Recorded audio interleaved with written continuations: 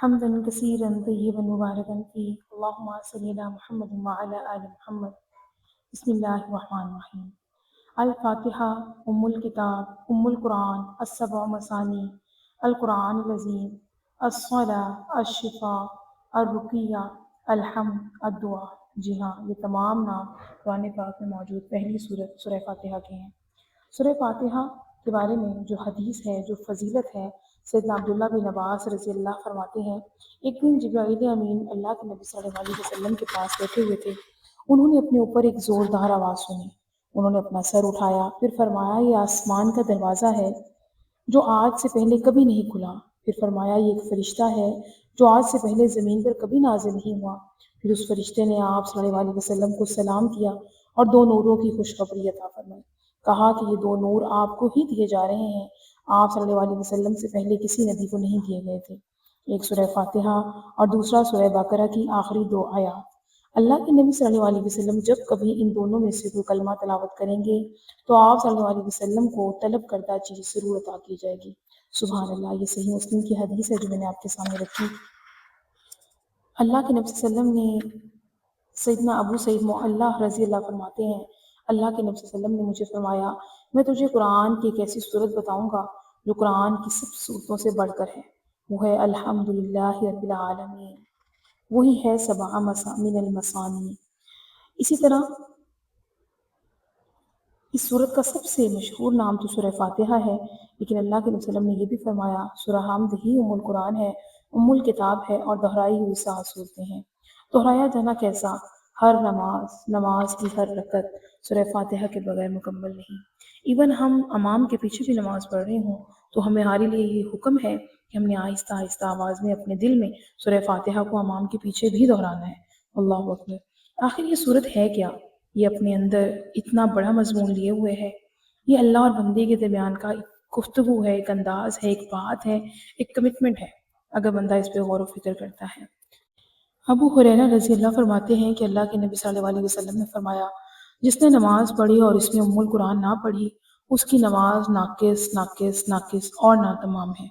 ابو ہریرہ رضی اللہ سے پوچھا گیا ابو ہریرہ کبھی میں امام کے پیچھے ہوتا ہوں. وہ کہنے لگے فارسی کے بیٹے دل میں چپکے چپکے پڑھ لو، کیونکہ میں نے اللہ کے نبی صلی اللہ علیہ وسلم کو یہ کہتے ہوئے سنا کہ اللہ تعالیٰ نے فرمایا میں نے نماز سورہ فاتحہ کو اپنے اور اپنے بندے کے درمیان نصف نصف تقسیم کر دیا ہے، آدھی میرے لیے اور آدھی میرے بندے کے لیے جو کچھ وہ سوال کرے.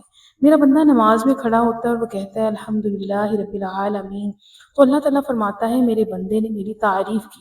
پھر وہ کہتا ہے الرحمن الرحیم تو اللہ فرماتا ہے کہ میرے بندے نے میری ثنا بیان کی. پھر وہ کہتا ہے مالک یوم الدین تو اللہ فرماتا ہے کہ میرے بندے نے میری بزرگی بیان کی. اور ایاک نعبد و ایاک نستعین میرے اور میرے بندے کے درمیان مشترک ہے. سورت کا باقی حصہ میرے بندے کے لیے ہے اور میرے بندے کو وہ کچھ ملے گا جو اس نے مانگا.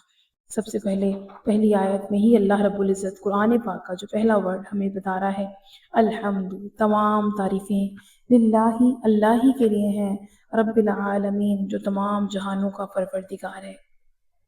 ہر طرح کی تعریف. اب تعریف کی کئی صورتیں ہیں. تعریف جو ہے کسی کی بڑائی بیان کرنے میں، پاکیزگی بیان کرنے میں یا شکر کی کیفیت میں، ہر طرح سے تعریف. اور پھر اللہ رب العزت تو ہر طرح کی تعریف کے لائق ہے اور اللہ ہی ہمیں یہاں بتا رہے ہیں کہ میرے بارے میں کیا کہو الحمد، تمام تعریف اللہ ہی کے لیے ہے. اور تمام طرح کی تعریف واقعی اللہ کے لیے ہے. کیوں؟ کیونکہ اللہ نے زمین بنائی، آسمان بنایا، سورج بنایا، چاند بنایا، ستاروں کی حرکت، غرض کائنات کے اندر تمام انتظام، اتنے پیارے پیارے نظام جو چل رہے ہیں ان پہ غور و فکر کرنے سے عقل دنگ رہ جاتی ہے. ان تمام معاملات پر جتنی بھی تعریف کی جائے اتنی ہی کم ہے. اور شکر کا تعلق ان خاص انعامات سے ہی ہو سکتا ہے. اور ہم جب تعریف کر رہے ہوں ہمیں پتہ ہونا چاہیے کہ تعریف اس ذات کی ہو رہی ہے اس سے بڑا کوئی ہے ہی نہیں. وہ رب العالمین ہے، تمام جہانوں کا پیدا کرنے والا ہے، تمام جہانوں کو پالنے والا ہے. اللہ اکبر. عالمین، عالم غیب ہے، عالم شہادت ہے، عالم انس ہے، عالم جن ہے، عالم ملائکہ ہے. تمام جہانوں کو پالنے والا ایک اللہ ہے، وحدہ لا شریک اللہ ہے. تو اللہ تعالیٰ نے قرآن پاک کی پہلی آیت میں ہمیں بتا دیا کہ تمام تعریفیں اس اللہ ہی کے لیے ہیں جو سب جہانوں کا پروردگار ہے. الرحمن الرحیم جو بہت مہربان، نہایت رحم کرنے والا ہے۔ غور کریں تو دونوں الفاظ ایک ہی معنی میں ہیں۔ رحمان اور رحیم کا کیا فرق ہے؟ رحمان بھی رحم کرنے والا، رحیم وہ بھی رحم کرنے والا، بار بار رحم کرنے والا۔ سب سے پہلے تو اس بات کو سمجھ لیجئے، میرے رب کا ہمارے لیے بہت خاص کرم اور رحم ہے کہ اس نے ہمیں عقل دی، سمجھ بوجھ دی، پھر اس نے ہمیں اتنا وقت دیا کہ ہم اس میں اللہ رب العزت کے لیے وقت نکال کر کچھ علم سیکھ سکیں۔ یہ اللہ تعالیٰ کی خیر اور بھلائی ہے ہم سب کے ساتھ، کیونکہ اللہ تعالیٰ جس کے ساتھ بھلائی کا ارادہ کرتا ہے اس کو دین کی سمجھ عطا فرماتا ہے۔ یہ اللہ کا رحم ہے کہ وہ ہمارے گناہوں پر فوراً پکڑ نہیں کرتا۔ یہ اللہ کا رحم ہے، ہم اس کی نافرمانیاں کرتے ہیں پھر بھی وہ ہمیں کھلاتا ہے، پلاتا ہے، سلاتا ہے، ہمارے سارے معاملات کو سنوارتا ہے۔ وہ اللہ ہے، یہ اس کا رحم ہے کہ ہمارے دلوں کو، ہمارے معاملات زندگی کو وہ کتنے پیارے انداز سے چلا رہا ہے۔ اللہ اکبر!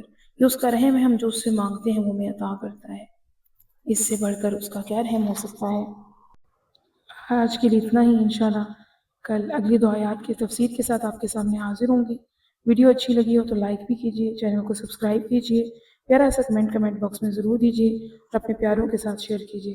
اپنا بہت سارا خیال رکھیں۔ سبحانک اللہم و بحمدک، نشہد ان لا الہ الا انت، نستغفرک و نتوب الیک۔ السلام علیکم ورحمۃ اللہ وبرکاتہ۔